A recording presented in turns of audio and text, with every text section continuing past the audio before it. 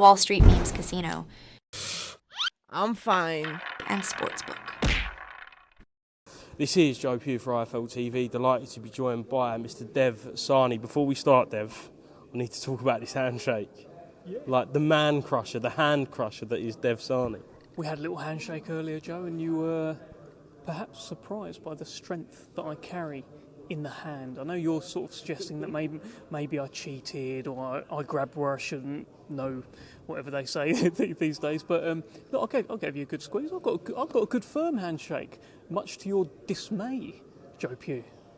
Yes. Was you practicing for Derek Chisora, just to try and assert your authority today? No, with Derek, I'm very conscious that if I extend my hand in a handshake to Derek Chisora publicly, there is a good chance he'll make me look silly.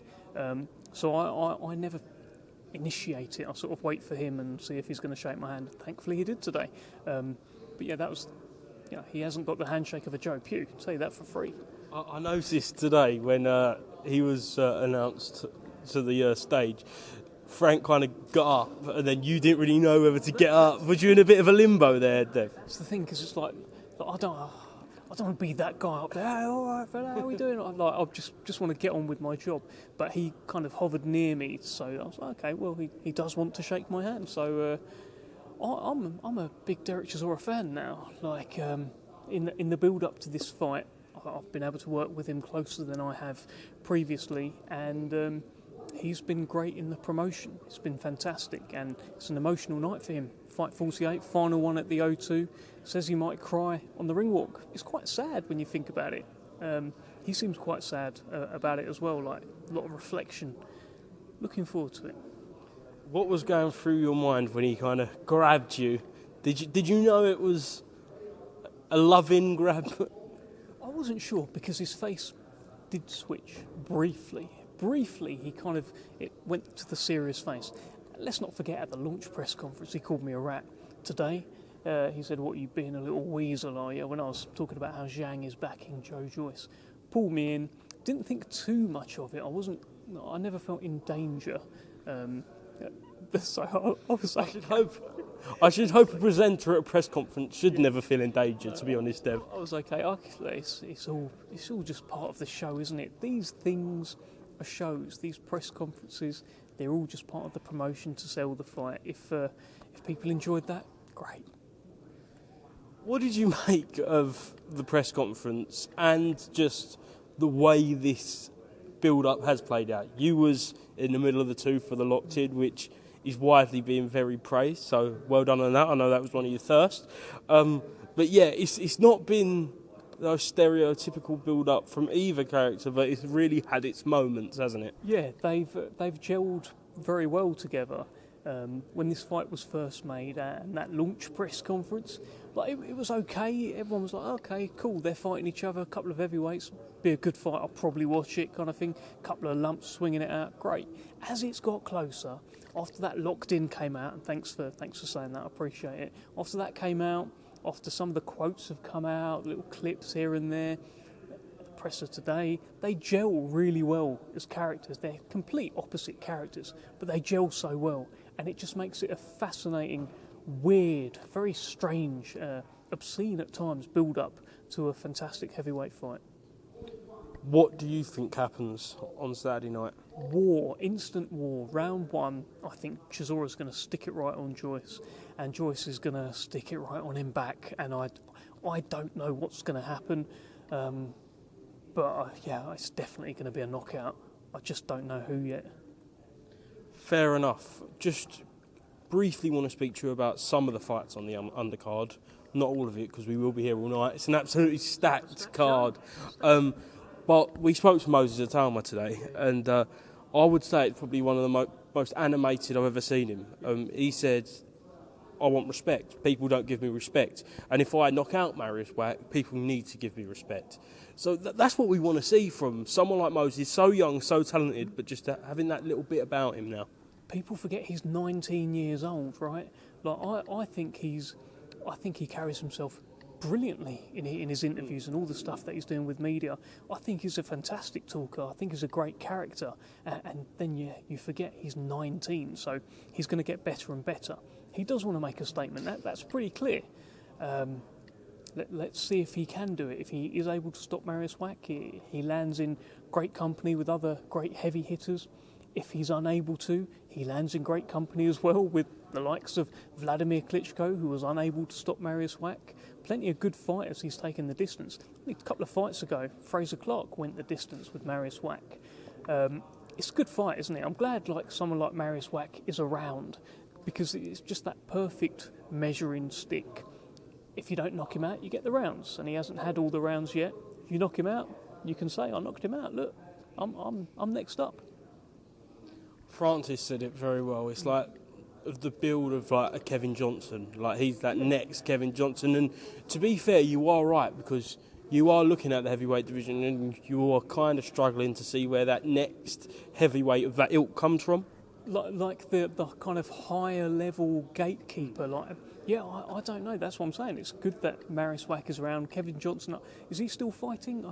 I don't know. He may have had a fight last year, but he's not of that level anymore. Yeah, I mean, I guess the guys who are next in line to be those sorts of heavyweights are probably building up their record as we speak. Fighting somewhere. Fair enough, Dev. Just McCann Baluta. Yeah. What a fight. And then you started off the kind of section of that press conference by saying he wants to let his hands do the talking, and he was the most vocal one, him and Elise Sarge, throughout the whole press conference. It was very funny. I saw him in the hotel last night, and he was saying to me this time, not talk.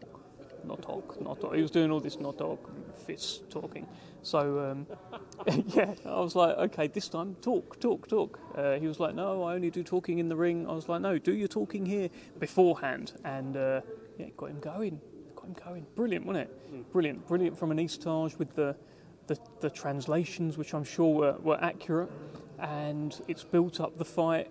You know, we're ready to go. Both guys have got unfinished business. Dennis McCann feels he won the first fight. Baluta feels he won the first fight. Dennis McCann feels bigger, stronger, faster, more experienced, ready to do a demolition job on Baluta. And Baluta wants to do exactly the same to Dennis McCann. He sees him as a bambino, sees him as just a guy, a little kid that eats Haribos. That's what he thinks Dennis McCann is. Let's see what that kid who eats Haribos can do on Saturday night. Can't wait. European title on the line as well. And by the way, in the kind of the shadow of all of this, in the background, is very slowly, we are in the background clearly building up a Dennis McCann-Liam Davis fight to happen one day. That will be huge.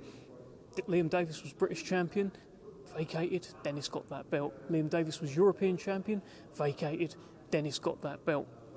That will be a big fight one day, but business at hand with Baluta first, who has other ideas. Okay, just away from this card, I want to ask you one question, Dev, and that is about Tyson Fury. I think Spencer Brown put out a comment saying he will be continuing to train with the exact same team, the exact same corner. I'm assuming that is Sugar Hill, Andy Lee, John Fury. Yeah, just your thoughts on that? Well, listen, if that is the case, it's a team that also gave him a lot of success in the first fight. I know people are pointing at the negatives, the multiple voices in the corner. Let's not forget that there were moments in that fight where it looked like Tyson Fury might actually get Usyk out of there. Those middle rounds where he was landing big shots, Usyk looked in a bit of trouble. I know people are revisiting this, and the people that don't like Tyson Fury are trying to reflect on it all as some sort of 12-round schooling where Tyson Fury got beaten up. Just not the case. So if he does stick with that team, look, I'd like to hear it, more so. I haven't seen the interviews myself or anything. If it is the case he sticks with that team, then great. He's clearly happy with it, and maybe they're focused on what the team actually did well in that fight. He did have success. It's a close fight that he just came up short in. Some people thought he won the fight, so I certainly don't see it as like some big end of the world, sticking with the same team, he's going to lose, and I don't see it as that. I don't see what other people are seeing. Okay, Dev, I'm going to give you the mic. Please sell me this show in the promoter that I know you would love to be, the Queensbury man that you are, through inside and out.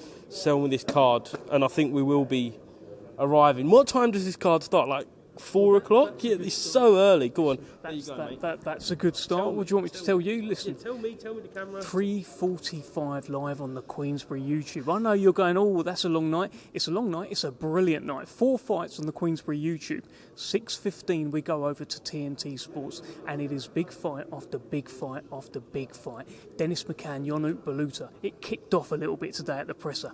We love that. Archie Sharp, Ryan Garner, 25-0 versus 15-0. Who is the best super featherweight on these shores? Hey, maybe we'll go some way to finding out. Moses Italma, step up. Marius Wack, a chin this big. This guy doesn't get knocked out. Can Marius Wack get knocked out by Moses Italma? Find out on Saturday. And then, of course, listen, the main event is just a head-on heavyweight collision, 6 years in the making, 2 modern-day boxing legends from this country just sticking it on each other and seeing who gets knocked out first. Joe Joyce, Derek Chisora, just perfect. And how about sprinkling in a little bit of Adam Hamid? Yeah, how about that? First Queensbury fight. Let's sprinkle in a little bit of Brandon Lee, 28-0, 23 knockouts, Queensbury debut, UK debut. Mate, I could go on all day, but I haven't got all day. But make sure you tune in Saturday, 3:45, Queensbury YouTube, 6:15, TNT Sports, and live in the States on ESPN+. Joe Pugh, I'll see you soon.